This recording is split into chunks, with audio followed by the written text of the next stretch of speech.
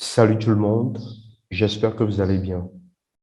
Aujourd'hui, nous allons analyser ensemble la paire euro-USD comme d'habitude euh, à la date du 31 mars 2022 et nous allons voir s'il y avait des opportunités à prendre. Mais tout d'abord, je vous demande de liker la vidéo s'il vous plaît parce que ça permet à YouTube de me référencer et ça permet à d'autres personnes de regarder la vidéo. Merci. Donc, comme d'habitude, je vais commencer par analyser ma paire.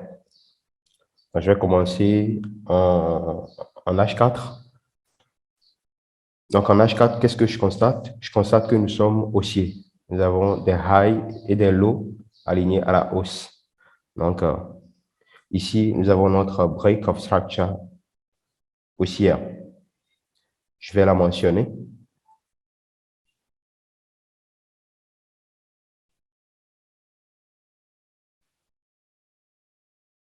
OK, super.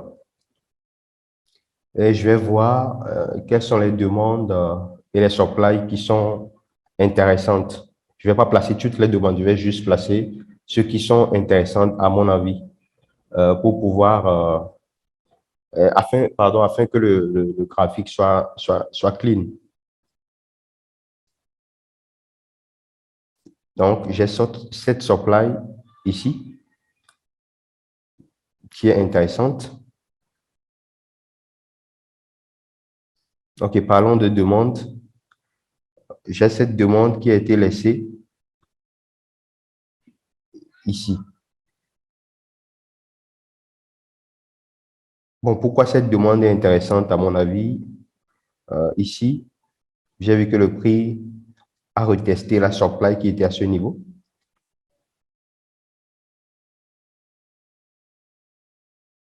Et c'est le retest qui a laissé cette supply. Donc, c'est une supply très, très intéressante. Donc, ensuite, je vais passer en 15 minutes.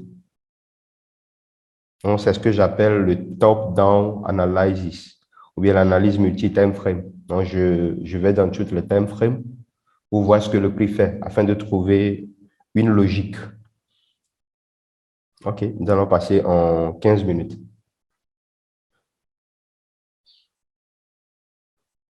En 15 minutes, qu'est-ce que je constate?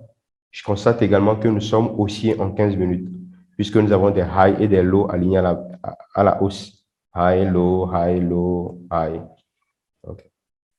Donc, je vais marquer mes highs et mes lows en 15 minutes. Je vais essayer de zoomer un peu. Donc, ici, nous avons le high, nous avons le low, parce que nous venons casser ce high à ce niveau. Ensuite, nous avons un high ici, et nous avons un low. Ensuite, nous avons cassé ce high ici. Nous avons un high ici. Nous avons notre dernier low ici.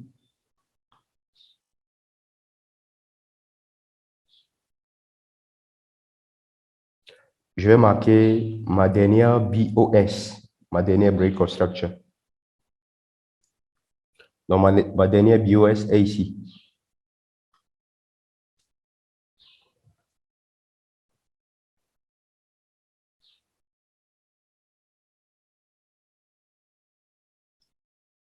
Et bon, qu'est-ce que je constate ici? Je constate que à ce niveau, nous avons de la liquidité, de la trendline liquidity.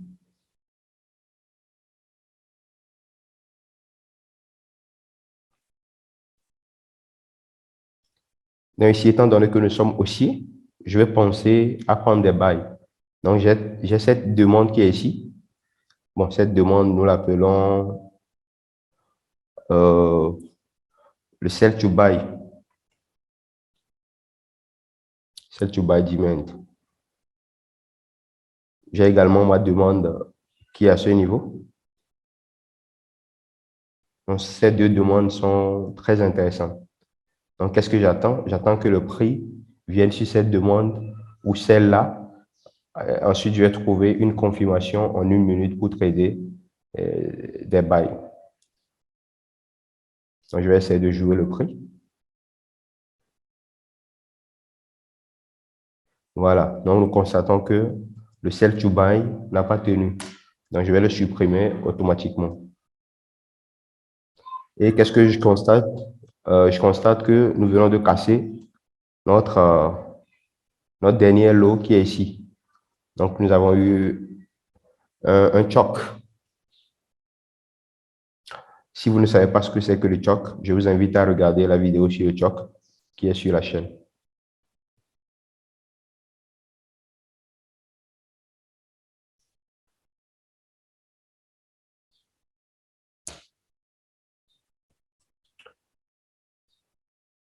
Donc, la liquidité, je la laisse ici.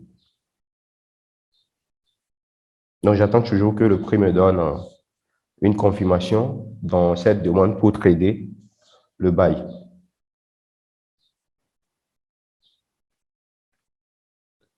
Alors, je vais passer en 1 minute pour voir si j'ai ma confirmation. Donc, bon, qu'est-ce que moi j'attends comme confirmation? J'attends la cassure de ce high à ce niveau. Donc, ça serait mon change of character en 1 minute. Upchuck.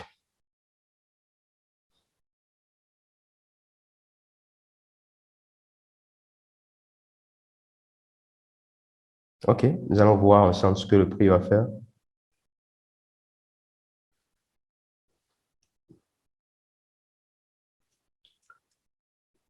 Ici, qu'est-ce que je constate? Le prix est venu casser le niveau, mais pas avec le corps de la bougie. Avec la mèche de la bougie, je ne vais pas la compter. Je vais compter toutes les cassures avec le corps de la bougie. Donc, avec la mèche, ce n'est pas valide pour moi.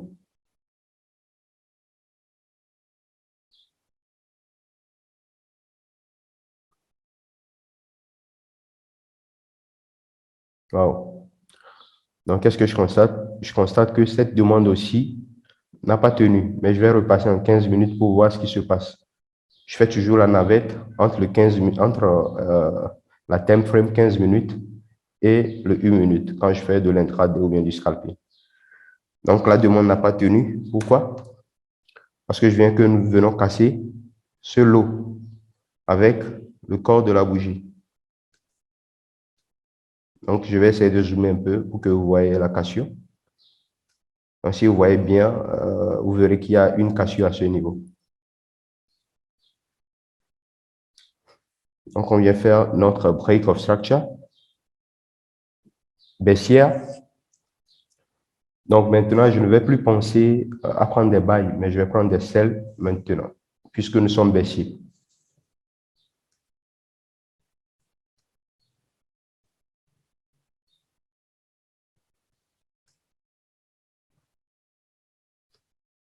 Donc, ici, je vais voir les supplies qui m'intéressent pour pouvoir prendre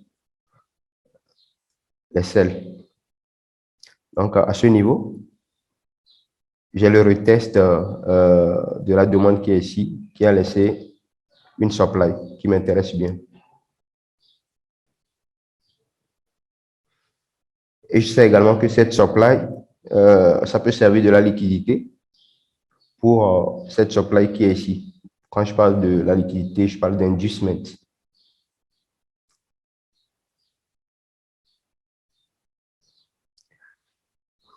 OK, on va voir ce que le prix va faire.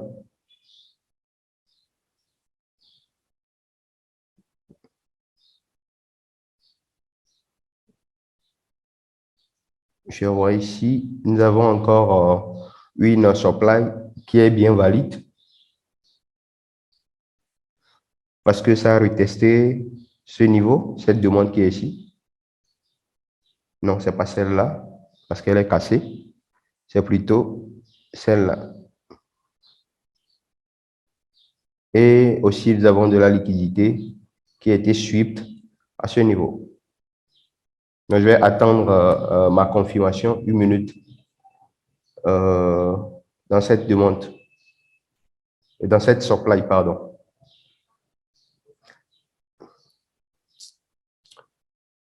OK, nous allons jouer ensemble le prix. Nous allons voir ce que le prix va faire. OK. Donc, je passe en 1 minute pour voir si j'ai des confirmations. Donc, ma confirmation ici sera pardon, la cassure de ce niveau. Donc, je vais jouer le prix. Voilà. Donc, nous venons casser ce niveau. Nous avons bel et bien eu une confirmation. Dans le choc. Voilà. Donc, je vais voir s'il y a la sup. Oui. J'ai eu la sup de la liquidité ici. Donc, je vais choisir cette supply qui est intéressante. Donc, je vais rentrer ici. Je vais voir ce que le prix va faire. OK.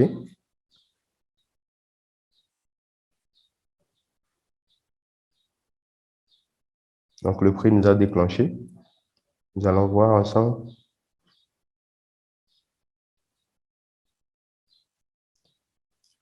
Donc, déjà ici, je vais déplacer mon stop loss à ce niveau pour réduire mon risque.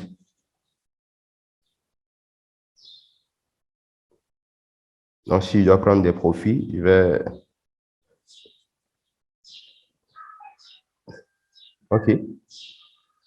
Donc, déjà ici, selon mes critères, je me place à break-even pour limiter la casse. Voilà. Donc, ici, sur ce trade, je suis sorti à break-even.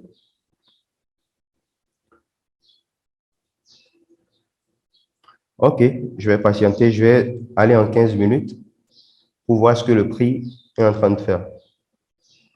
En 15 minutes, je constate que cette supply n'a pas tenu. Bon, je vais essayer de rendre le graphique un peu plus clair. OK, super. Donc, notre supply ici n'a pas tenu. Donc, je vais utiliser cette supply plutôt. On va voir ce que nous allons avoir en 1 minute. Si j'ai des confirmations sur cette supply, je vais prendre mon trade. Voilà.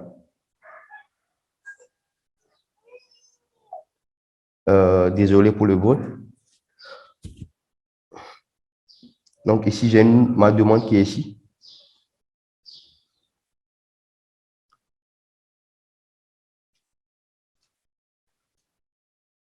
Je vais voir ce que le prix va faire. Voilà, le prix vient tester la demande.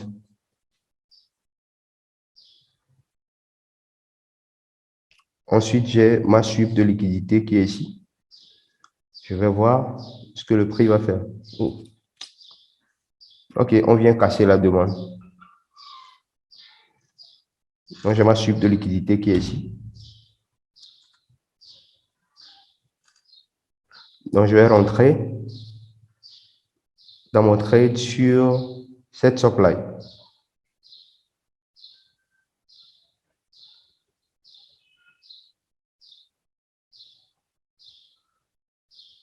Ça, 4. Voilà, 4 pips.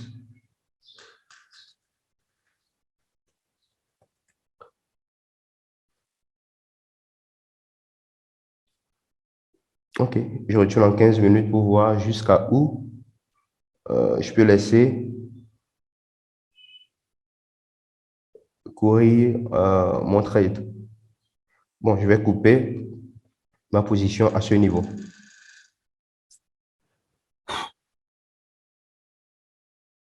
OK, je vais jouer le prix pour voir ce que le prix va faire.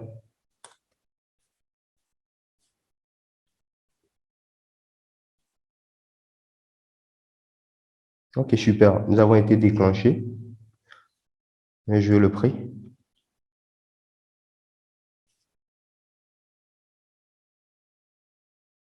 OK, qu'est-ce que je constate? Je constate qu'à ce niveau, nous avons retesté la demande là.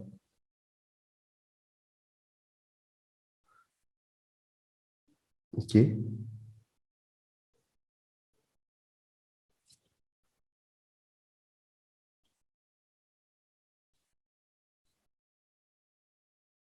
OK, super. La demande a été cassée. La demande a été cassée. Nous avons de la liquidité ici. Donc, si le prix revient sur cette demande, nous allons scaler, nous allons prendre un second trade.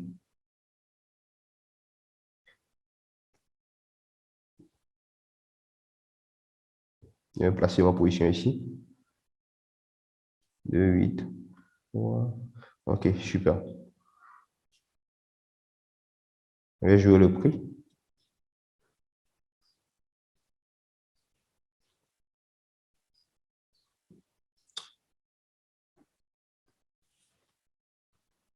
Bon, bref, le prix n'est pas revenu jusque là où je l'attendais. Bon, je vais aller en 15 minutes pour aller un peu plus vite.